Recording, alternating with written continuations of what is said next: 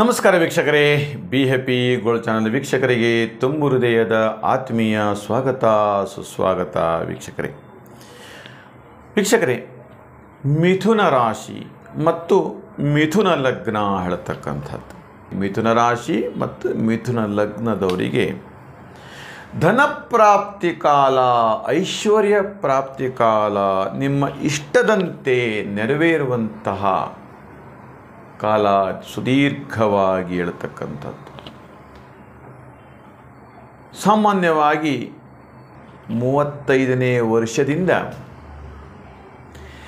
48 ವಯಸ್ಸಿನವರೆಗೆ ಅದ್ಭುತವಾಗಿ ಧನಪ್ರಾಪ್ತಿ ಯೋಗ ಹೇಳ್ತಕ್ಕಂಥದ್ದು. ನೀವು ಇಂತಹ ಒಂದು ಕಾಲದಲ್ಲಿ ನೀವು ಏನು ಬೇಕಾದರೂ ಜೀವನದಲ್ಲಿ ಸಾಧಿಸ್ತಕ್ಕಂಥದ್ದು. ಈ ಕಾಲದಲ್ಲಿ ಭಾಳ ಅದ್ಭುತವಾಗಿರ್ತಕ್ಕಂತಹ ಐಶ್ವರ್ಯ, ಇಷ್ಟಾರ್ಥ ಎಲ್ಲವನ್ನು ನೀವು ಮಾಡ್ಕೋತೀರಿ. ಇನ್ನೇನಾಗತ್ತೆ ಗೊತ್ತಾ, ಇದರಲ್ಲಿ ನಿಮ್ಮ ಕೈಲಿ ಹಣ ಸೇರುತ್ತೆ, ವಿಪರೀತವಾಗಿರ್ತಕ್ಕಂತಹ ಹಣ ನಿಮ್ಮ ಕೈಗೆ ಸೇರುತ್ತೆ.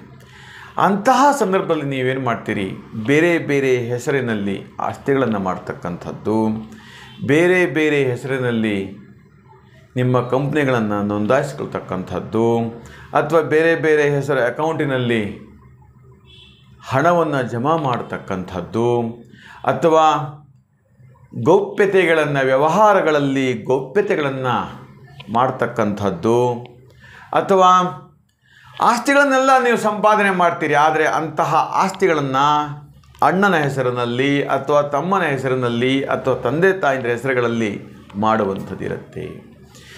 ಅಂದರೆ ಮಿಥುನ ರಾಶಿ, ಮಿಥುನ ರಾಶ್ಯಾಧಿಪತಿ ಬುಧ, ಮಿಥುನ ಲಗ್ನಾಧಿಪತಿಯು ಬುಧ. ಇಂತಹ ಬುಧಾಧಿಪತ್ಯ ದಶಾಕಾಲದಲ್ಲಿ ಏನಾಗತ್ತೆ, ಐಶ್ವರ್ಯ ಪ್ರಾಪ್ತಿಯೋಗ ಹೇಳ್ತಕ್ಕಂಥದ್ದು. ಈ ಯೋಗದಲ್ಲಿ ಸಾಕಷ್ಟು ಸಂಪಾದಿಸ್ತೀರಿ ಹೇಳುವಂಥದ್ದು ಕೂಡ ಕಾಣುತ್ತೆ. ನಂತರ ದಿನದಲ್ಲಿ ಏನಾಗತ್ತೆ, 55, 56ರ ವರ್ಷಗಳ ಸಂದರ್ಭದಲ್ಲಿ ಈ ಆಸ್ತಿಗಳೆಲ್ಲವೂ ಕೂಡ ಕಳೆದುಕೊಳ್ಳುವಂತಹ ಕೂಡ ನಿಮಗೆ ಬರುತ್ತೆ ಹೇಳ್ತಕ್ಕಂಥದ್ದು. ಧನ ನಷ್ಟ ಕಾಲವೂ ಕೂಡ ಬರುತ್ತೆ. ಆವಾಗ ನೀವು ಜ್ಞಾಪಕ ಮಾಡ್ಕೋತೀರಿ, ಹಿಂದೆ ನಾನು ಎಷ್ಟು ಅದ್ಭುತವಾಗಿದ್ದೆ, ಎಷ್ಟು ಸೈಟ್ ಇತ್ತು, ಎಷ್ಟು ಮನೆ ಇತ್ತು, ಬಾಡಿಗೆ ಬರೋವಿತ್ತು. ಆದರೆ ಈಗೆಲ್ಲವೂ ಕೂಡ ಎಲ್ಲ ನಷ್ಟ ಆಗೋಗ್ಬಿಟ್ಟಿದೆ. ಈಗ ಅದನ್ನೆಲ್ಲ ನೆನೆಸ್ಕೊಂಡ್ರೆ ತುಂಬ ದುಃಖಿತವಾಗತ್ತೆ. ಅದು ಕೂಡ ನಿಮಗೆ ಕಾಣ್ತಾ ಇರುತ್ತೆ. ಅಂದರೆ ಏನು ಹೇಳುತ್ತೆ ಇಲ್ಲಿ, ಯೋಗಗಳೆಲ್ಲವೂ ಕೂಡ ಬಂದು ಹೋಗ್ತಾ ಇರುವಂತಹ ಒಂದು ಸಂದರ್ಭ. ಹಾಗಾದರೆ ಇದು ಯಾಕೆ ಇಂತಹ ಒಂದು ನಷ್ಟ ಆಯಿತು, ಯಾಕೆ ಇವೆಲ್ಲವೂ ಕೂಡ ಕಳೆದು ಹೋಯಿತು? ಏನಾದರೂ ಒಂದು ಕಾರಣಗಳಿರುತ್ತಲ್ವ ಅಲ್ಲಿ. 48-50ರ ವರ್ಷದ ಸಂದರ್ಭದಲ್ಲಿ ಯಾಕೆ ನಿಮ್ಮ ಆಸ್ತಿ ಎಲ್ಲವೂ ಕೂಡ ನಷ್ಟ ಆಯಿತು? ಯಾಕೆ ಧನನಷ್ಟ ಕಾಲ ನಿಮಗೆ ಪ್ರಾರಂಭವಾಯಿತು? ಯಾಕೆ ನಿಮಗೆ ದಾಯಾದಿಗಳ ಕಲಹಗಳು ಉದ್ಭವಿಸುತ್ತೆ? ಯಾಕೆ ನಿಮಗೆ ಪಿತ್ರಾರ್ಜಿತ ಆಸ್ತಿಗಳು ಕೂಡ ನಿಮಗೆ ಲಭಿಸುತ್ತಾ ಇಲ್ಲ? ಯಾಕೆ ನಿಮಗೆ ವಿರೋಧಗಳನ್ನು ವ್ಯಕ್ತಪಡಿಸ್ತಾರೆ? ಎಲ್ಲೂ ನಿಮಗೆ ಜಯವೇ ಸಿಗುತ್ತಿಲ್ಲ.